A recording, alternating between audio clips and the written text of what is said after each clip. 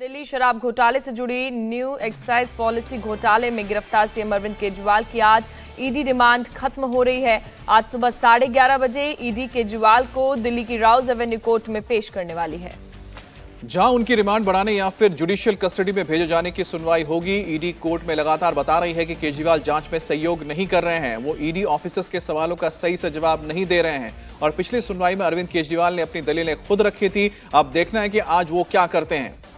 वहीं आज शराब घोटाला केस में ही गिरफ्तार बीआरएस नेता के कविता की जमानत याचिका पर कोर्ट में सुनवाई है। के कविता ने उन पर लगे सभी आरोपों को झूठा बताते हुए जमानत याचिका लगाई है।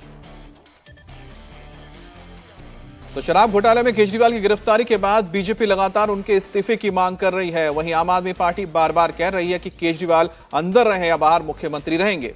ऐसे में अब सवाल उठने लगे हैं कि आखिर कब तक केजरीवाल जेल से सरकार चलाएंगे या फिर दिल्ली को जल्द ही नया सीएम मिलेगा। कल रामलीला मैदान की रैली में सुनीता केजरीवाल से साफ कर दिया है कि अरविंद इस्तीफा नहीं देंगे। प्रधानमंत्री मोदी जी ने मेरे पति को जेल में डाल दिया। क्या प्रधानमंत्री जी ने सही किया? ये बीजेपी वाले ये कह रहे हैं कि केजरीवाल जी जेल में हैं, इन्हें इस्तीफा देना चाहिए। क्या केजरीवाल जी को इस्तीफा देना चाहिए? क्या उन्हें इस्तीफा देना चाहिए? केजरीवाल जी को इन्होंने गिरफ्तार कर लिया। आपके केजरीवाल शेर है, शेर। ये ज्यादा दिन तक उनको जेल में नहीं रख पाएंगे। अब केजरीवाल की रिहाई की मांग को लेकर की गई ईडी अलायंस की इस रैली में मंच से कांग्रेस नेता प्रियंका गांधी ने 5 डिमांड भी रखी, जिनमें केजरीवाल और हेमंत सोरेन का रिहाई भी है। तो कांग्रेस को इनकम टैक्स की नोटिस को भी शामिल किया गया, लिहाजा बीजेपी ने उनकी मांगों पर पलटवार जरूर किया है। इंडिया गठबंधन की 5 सूत्री मांगे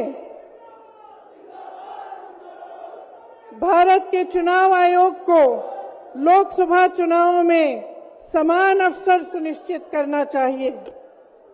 दूसरी मांग, चुनाव आयोग को चुनाव में हेराफेरी करने के उद्देश्य से विपक्षी राजनीतिक दलों के खिलाफ इनकम टैक्स, ईडी और सीबीआई द्वारा की जाने वाली बलपूर्वक कार्रवाई को रोकना चाहिए। तीसरी मांग, श्री हेमंत सोरेन एवं श्री अरविंद केजरीवाल जी की तत्काल रिहाई की जाए।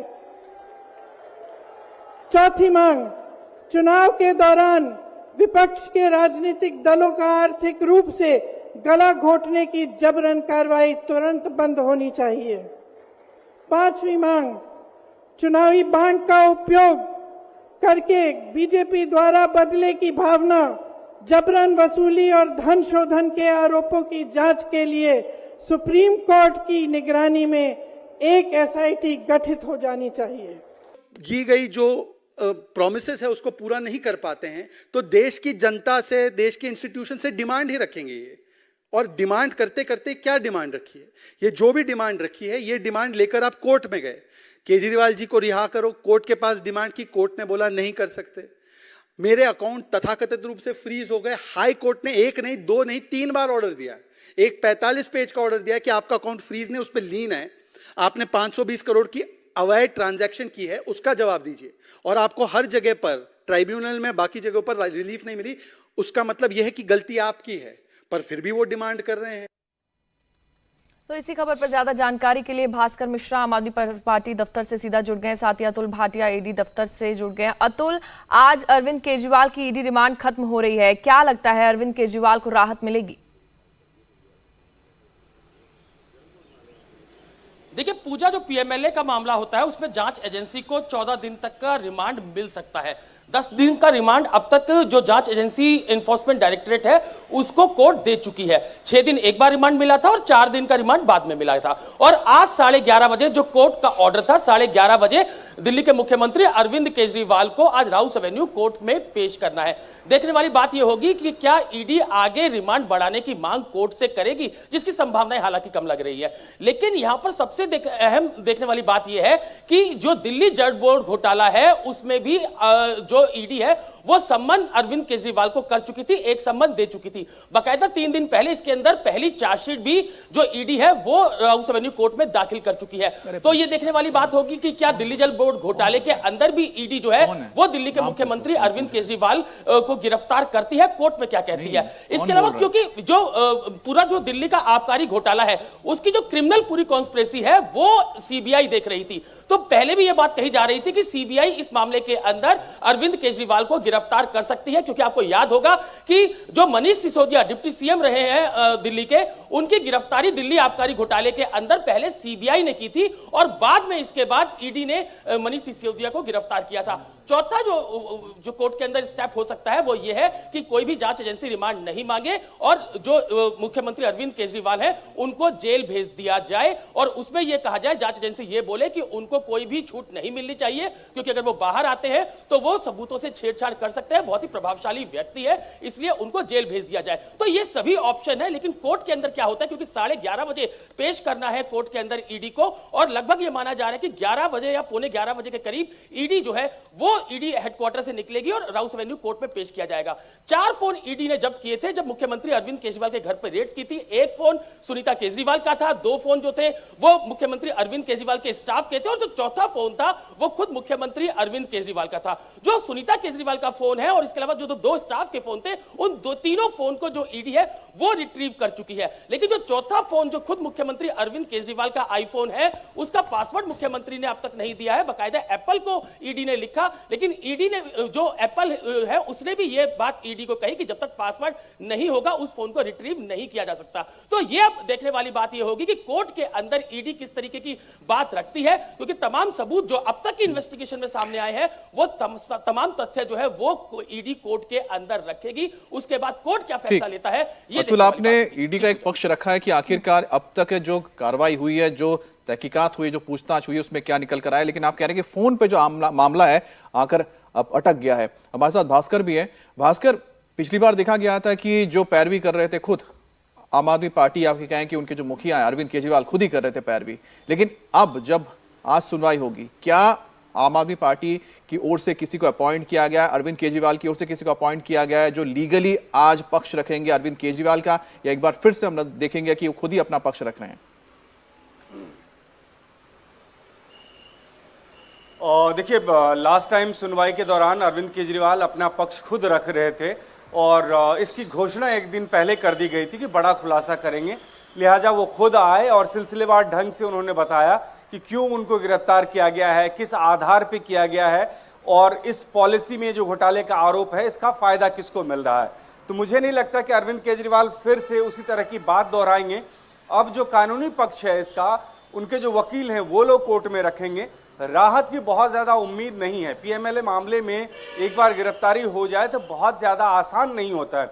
मनीष सिसोदिया, संजय सिंह, ये सब लोग अभी भी जेल में हैं, तो बहुत ज्यादा राहत की उम्मीद नहीं है।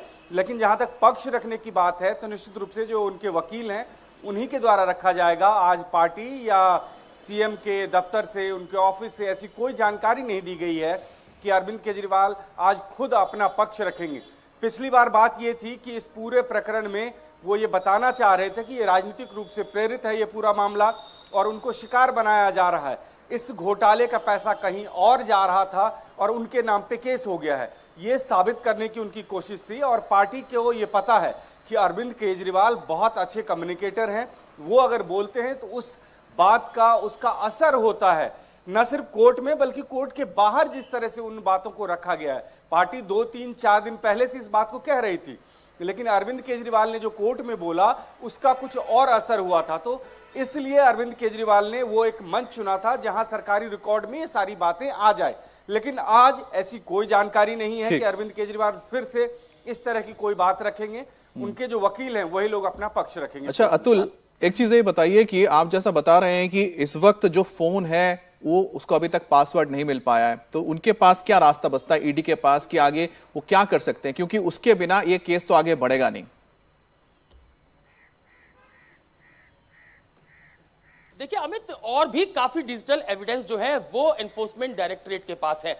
अरविंद केजरीवाल लगातार इस बात को कहते रहे हैं कि जो फोन उनका है वही तो ईडी लेना चाहती है, ताकि इंडी गठबंधन के साथ किस तरीके की उनकी प्लानिंग है, किस तरीके से सीट शेयरिंग हुई और किस तरीके से चुनाव में आगे प्लानिंग आम आदमी पार्टी और इंडी गठबंधन की है, ये तमाम चीजें ईडी के जरिए बीजेपी लेना चाहती है और यही कारण है कि वो पासवर्ड अपना नहीं दे रहे हैं। लेकिन सुनीता केजरीवाल का पास जो फोन है वो रिट्रीव ईडी कर चुकी है। इसके अलावा कई ऐसे फोन पहले मनीष सिसोदिया के थे, के कविता के थे और जितने भी आबकारी घोटाले के अंदर बाकी एक्यूज है उनमें से ज्यादातर लोगों के फोन जो एनफोर्समेंट डायरेक्टरेट है वो रिट्रीव कर चुकी है।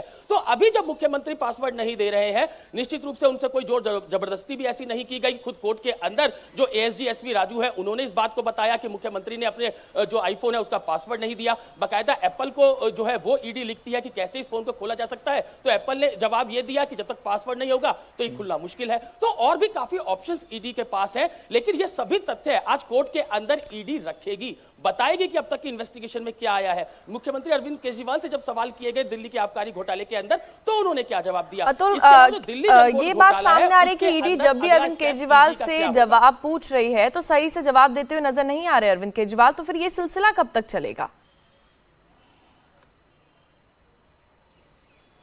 देखिए 5 घंटे के करीब डेली उनसे पूछताछ हो रही है, जिसकी बाकायदा सीसीटीवी रिकॉर्डिंग होती है और इसके अलावा उस सीसीटीवी रिकॉर्डिंग के अलावा उसमें ऑडियो रिकॉर्डिंग भी होती है। तो जो भी ईडी इन्वेस्टिगेशन कर रही है, इंटेरोगेशन मुख्यमंत्री अरविंद केजरीवाल का कर रही है, उसकी बाकायदा वीडियो रिकॉर्डिंग की जा रही है। और जो सवाल जो ईडी पूछती है वो तथ्यों के आधार पर पूछती है। जो के कविता से पूछताछ हुई, जो सी अरविंद ने जो बयान दिए, जो कि आबकारी सचिव थे, जो कि रिपोर्ट करते थे मनीष सिसोदिया को, जो कि आबकारी मंत्री थे, उन्होंने किस तरीके के बयान दिए, किस तरीके से जो विजय नायर है उसने फेस टाइम पे समीर महेंद्रू से बात कराई मुख्यमंत्री अरविंद केजरीवाल की, तमाम सबूत है, डिजिटल एविडेंस है, जो कोर्ट को भी बताया है ईडी ने। और सिर्फ गवाह नहीं है, 3 विटनेस अप्रूवर जो है वो ईडी ने बनाए हैं। इसके अलावा उनके जो मोबाइल फोन थे उन्होंने काफी अहम सबूत जो है वो ईडी को दिए हैं, जिनको पहले ईडी ने गिरफ्तार किया था, सीबीआई ने गिरफ्तार किया था, वो अप्रूवर बने हैं। लेकिन उनके सिर्फ बयान नहीं है, वो सिर्फ गवाह नहीं है, उनके पास भी ऐसे कई एविडेंस थे जो कि ईडी को दिए गए हैं। उन्हीं तथ्यों के आधार पर ईडी मुख्यमंत्री अरविंद केजरीवाल से पूछताछ कर रही है। ठीक है, ठीक है, फिलहाल अब नजर रखनी होगी कि आज कोर्ट में जब अरविंद केजरीवाल को पेश किया जाता है तो अरविंद केजरीवाल के जो वकील है उनके पक्ष से क्या दलीलें दी जाती हैं, और साथ ही जैसे ईडी का जो रुख है एक तरह से काफी क्लियर है कि अरविंद केजरीवाल सहयोग नहीं कर रहे हैं। तो देखने वाली बात होगी आज ईडी रिमांड बढ़ेगी अरविंद केजरीवाल की या फिर अरविंद केजरीवाल को राहत मिलेगी।